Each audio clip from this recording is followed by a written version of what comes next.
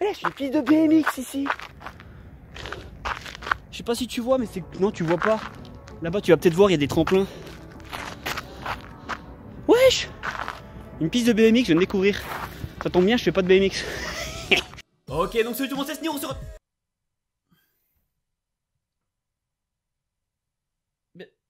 Il y avait pas une fenêtre avant là? Non, non, je dois dire des conneries. Salut à tous, j'espère que tout le monde va bien. Et putain les gars, je déprime. Issou. Donc comme d'habitude, chaque dimanche j'enregistre la plupart, voire la totalité des vidéos pour la semaine. Après je fais tout le montage, etc. Ça me permet de gagner du temps. Et je viens de me rendre compte, là au montage actuellement là, que j'avais mis le micro à l'envers. Parce que comme tu peux le voir, le setup a un petit peu changé. Et avant le micro venait de ma droite, devant moi. Et du coup, là maintenant il vient de la gauche vers moi. Fatalement. Et j'ai pas changé le micro d'orientation, ce qui fait que le micro se retrouvait à l'envers. Et c'est un micro de type cardioïde, c'est-à-dire un micro qui capte le son qui est devant. Et très peu, du moins de qualité médiocre, celui qui est derrière. Donc fatalement, si le micro était à l'envers, je te montre ce que ça fait. Et ben voilà, le son est quand même vachement moins bien. Tu peux remarquer qu'il n'y a aucun grave. Non, c'est dégueulasse, c'est dégueulasse. Et du coup, eh ben, qu'est-ce qui se passe? C'est que 4 vidéos qui doivent arriver cette semaine ont un son complètement dégueulasse. Alors, c'était le cas de ce vlog, du coup, je le refais. Et donc, du coup, je viens de remarquer ça au montage. Attends, je vais remettre le micro à l'endroit. Non, parce que j'allais partir pour refaire le vlog totalement avec une qualité de merde. Non, mais... Attendez, quand on est con, on est con, hein.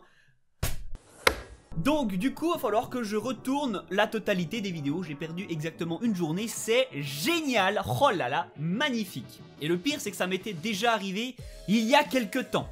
C'est pour ça que j'ai capté direct quand j'étais au montage. J'ai dit mais qu'est-ce que c'est que ce son de merde? J'ai regardé le micro, j'ai fait tu serais pas à l'envers enculé. Et à l'envers. Donc du coup tout a retourné, ça va être génial. Bref, eh ben on va commencer par refaire ce petit vlog. Donc effectivement tu peux le voir, le setup a changé. On est dans une pièce un petit peu plus grande. Normalement il n'y aura pas beaucoup plus d'écho tant que je mets le micro à l'endroit. J'ai envie de me frapper. Dame Béatrice et Jean-Paul sont toujours là. Eh hein quoi? Pourquoi il y a une meuf à moitié à poil? C'est une longue histoire. On a piqué une affiche de 2,10 m de haut chez Bonobo. Tu sais le magasin de vêtements. On avait un défi où il fallait aller chercher des objets partout dans la ville, une noix de coco, un cintre, un machin comme ça, etc. Et il y avait un défi, c'était une affiche ou un poster d'une fille dénudée ou nue. Donc on a fait à peu près tous les magasins de lingerie de la ville, personne voulait nous donner un joli petit poster. Du coup on a fini chez Bonobo par trouver cette magnifique affiche avec une femme avec un dos nu. Et on a chopé l'affiche. Et du coup je l'ai récupérée, parce qu'il faut pas déconner, et je l'ai affichée. Donc dans cette salle, il y a une affiche qui fait 2,10 m de haut et 1 m et quelques de large, avec une meuf qui a un dos nu et qui touche le cul d'un gars.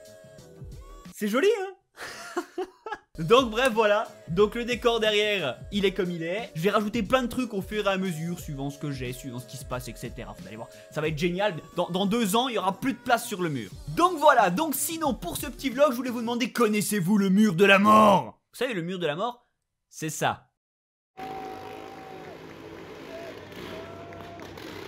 Eh bien j'étais au salon de la moto à Lyon ce week-end et il y avait une représentation de ça et je voulais vous parler de ceci parce que il faut savoir que c'est hyper facile à faire, contrairement à ce qu'on pourrait croire, ça n'a pas grand chose de dangereux. Le mur de la mort, comme disait le magnifique présentateur, l'art de mettre une moto sur une paroi lisse et verticale. Eh bien il suffit en fait d'accélérer, c'est tout. La force centrifuge mon ami, quelle belle invention, quel phénomène physique extraordinaire qui est donc la force qui t'amène à l'extérieur d'une courbe. Donc si la courbe c'est un cercle qui ne finit pas, il suffit d'avoir une vitesse constante pour que la force soit constante et te plaque simplement contre cette ligne, contre cette courbe. Donc il suffit simplement d'accélérer et de garder la roue droite, plus ou moins droite. Et ça se fait tout seul. Tout le monde peut le faire, toi, moi, ta petite sœur.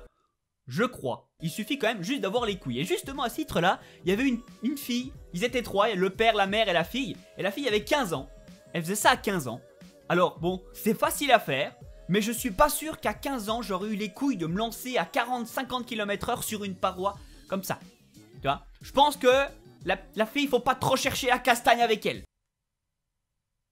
Et donc la femme au gars, elle s'en battait encore plus les couilles parce qu'elle, elle y allait en carte. Ouais, carrément en carte. Alors je pense qu'en carte, c'est encore plus facile.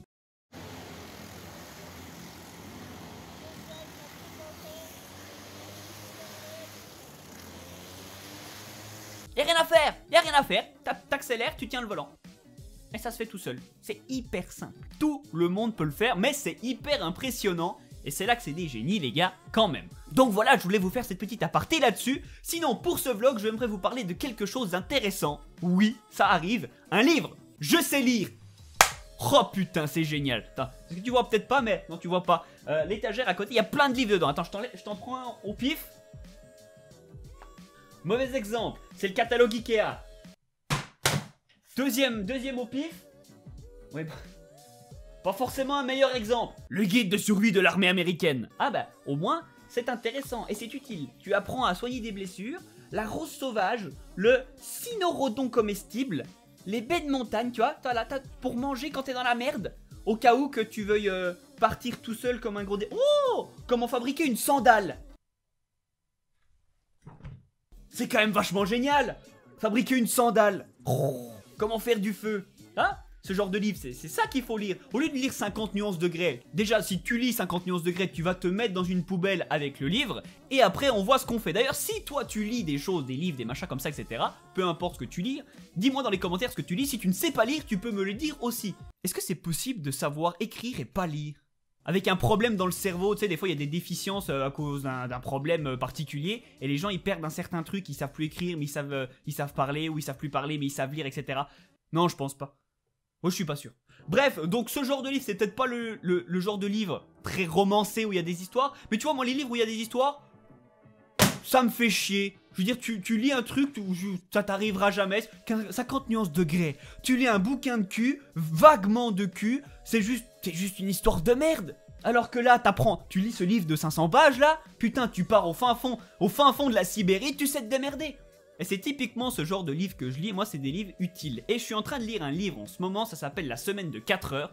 Et j'aimerais durant les prochains petits vlogs vous en parler un petit peu parce que c'est un livre qui apporte énormément de notions géniales dans la vie. Donc c'est assez spécial, c'est un livre qui mêle techniques de productivité, entrepreneuriat, donc pour ceux qui veulent monter des entreprises, des machins comme ça, etc.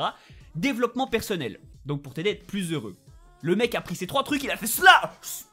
Paf! Tiens, un gros livre pour améliorer ta vie mon pote. Et faut avouer que c'est assez génial. Donc c'est pas du tout un partenariat ni rien du tout. Le mec a pas besoin de moi parce qu'il vend des milliers de livres partout dans le monde. C'est traduit en je sais pas combien de langues. La semaine de 4 heures, je te mets quand même un petit lien dans la description si tu veux aller voir ce que c'est. Ça coûte quand même 20 balles, mais c'est intéressant. Et donc à chaque fois que je trouverai une notion intéressante, j'essaierai de vous en parler un petit peu. Si le livre s'appelle La semaine de 4 heures, c'est pas pour rien. C'est parce que selon lui, la théorie, cette phrase est beaucoup trop longue, je vais finir par mourir de ne pas respirer. C'est que tu peux avoir tout ce que tu veux dans la vie en travaillant que 4 heures par semaine. Par semaine, pas par jour, par semaine. J'avais filmé quelques extraits quand je suis allé courir. Bon, j'ai filmé 9 minutes. Je vais pas vous mettre les 9 minutes pour 2 raisons. Parce que des fois il y a du vent, on n'entend rien. Et de 2, la moitié de ce que je raconte c'est de la merde. Parce que quand tu viens de courir plus d'1 heure, tout l'oxygène de ton cerveau, il est dans les muscles, plus dans la tête. Donc tu sais plus ce que tu dis. Un coureur qui vient de faire 20 km de course, de natation, de cyclisme, tout ce que tu veux. T'arrives, il vient de finir sa course, tu lui dis 2 plus 2 et il te dit 15. Ah oui, il te dit 15. Il s'appelle Paul, il te dit Georges, il s'appelle Georges, il te dit Paul. Elle s'appelle Marie, elle te dit Jeanne, elle s'appelle Jeanne, elle te dit Marie. Donc c'est ce qui s'est passé, je vais quand même essayer de vous mettre quelques petits extraits s'il y a des choses intéressantes à dire. Ok, c'est parti, on y va pour une petite vidéo en courant ce coup-là. On passe le vélo dessus. Bon, alors, on est pile poil à la moitié du programme d'entraînement. On est à 6 semaines sur 12. La 12e semaine étant la semaine du marathon, mais on s'entraîne jusqu'à la veille du marathon. Jusqu'à pas... Attends, je change de bras. Jusqu'à pas très longtemps, j'étais un peu en retard sur le programme.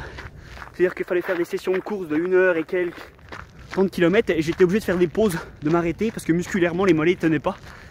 Et à partir d'aujourd'hui là, c'est passé. Et à partir d'aujourd'hui, je suis pile poil dans le programme. Donc c'est-à-dire si je continue comme ça, le marathon il passe sans aucun problème. En 3 mois. Il y en a très peu qui pensaient que c'était possible, même dans ma famille. Mon père qui a fait de la course à pied quand il était jeune, des marathons aussi, des semi-marathons, il me disait tu seras jamais prêt. Bon, je vais couper un peu par là parce qu'il y a des gens, j'aime pas parler, bloqué devant les gens. J'ai l'impression qu'ils me prennent pour un extraterrestre. Ils diront on s'en tape, on s'en tape hein, mais j'aime pas. Eh, j'ai une piste de BMX ici. Je sais pas si tu vois, mais c'est... Non, tu vois pas. Là-bas, tu vas peut-être voir, il y a des tremplins. Wesh! Une piste de BMX, je viens de découvrir. Ça tombe bien, je fais pas de BMX. Donc j'ai dit à partir d'aujourd'hui, je suis arrivé à faire la distance et la durée sans aucune pause. Et les mollets qui tiennent.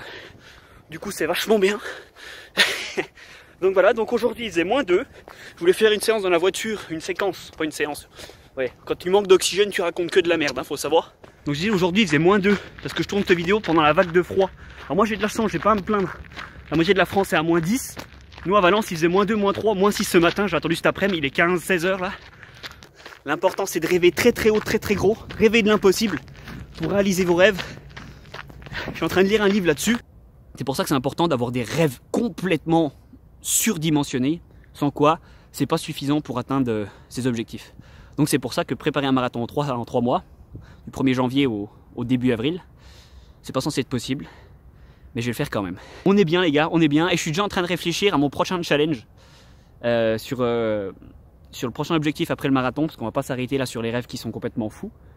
Je vous reparlerai, mais j'ai 2-3 idées de trucs qui pourraient être sympas. Une qui est dans le sport également. Et une autre qui a un truc complètement différent. Un domaine complètement différent. Donc si vous avez des idées, allez-y, dites-moi dans les commentaires. Qu'est-ce que vous pensez que je vais me lancer comme défi? D'objectifs qui peuvent être faits sur quelques mois. Voilà. Des objectifs où il faut apprendre des compétences. Il faut de l'entraînement. J'en ai peut-être parlé dans une vidéo, je sais pas quand. Mais bref, dites-moi dans les commentaires qu'est-ce que vous pensez. Et surtout, pourquoi pas, donnez-moi des idées de défis qui peuvent être faits. Alors, me dis pas, tu vois, par exemple, saute en parachute. Ça, c'est pas un truc où il y a du travail. C'est un truc à faire dans la vie, c'est clair, mais c'est un truc du jour au lendemain, tu vas payer 200 balles ton ticket de parachute et tu fais un saut en parachute. Non, il faut que ce soit un défi où il y a du travail, où il y a une compétence. Par exemple, je te donne un exemple, complètement con, gagner un concours d'équitation. Bon, ça, c'est assez compliqué parce que le niveau en équitation est très, très, très compliqué. Ça se fait en plusieurs années. Mais voilà, c'est un exemple de défi. Donc voilà, donc dis-moi dans les commentaires ce que tu penses. Moi, je vais me rentrer. Je suis super content de ma séance, c'est génial. Toujours 3 séances par semaine. Hein. De toute façon, si vous voulez voir comment je m'entraîne, le programme est dans la description. Voilà. Bon, j'espère que le son va être bien. Normalement, il n'y a pas de vent. C'est cool. Et on se croirait en hiver. Vous allez voir, en plus, le marathon, il est filmé et chaque concurrent a une vidéo personnalisée. Ce qui fait que je vais pouvoir vous faire une vidéo sublime de la progression de 0 au marathon. C'est bien parce que vu qu'il fait froid, il fait -15, il n'y a personne. Du coup, je m'en bats les couilles, je peux parler, je pourrais même dire bite. Enfin voilà. Bref, allez, c'est parti, on y va. Moi, je rentre chez moi. Faut que j'aille le bouffer. Bref, donc on en a fini avec ce vlog, j'espère qu'il vous a plu. Je vous rappelle de me dire tout ce que vous lisez, etc. dans les commentaires. N'hésitez pas à lâcher un gros like, c'est le plus important. À vous abonner si ce n'est pas déjà fait. Si tu veux m'aider, partage cette vidéo sur tes réseaux sociaux. Tu peux également m'aider sur ma page Tipeee si tu peux. Active la petite cloche pour recevoir tout ce que je publie. Et j'en publie des choses. Regarde les vidéos qui arrivent juste après en suggestion. Merci à tous, c'était Snir et à plus tard.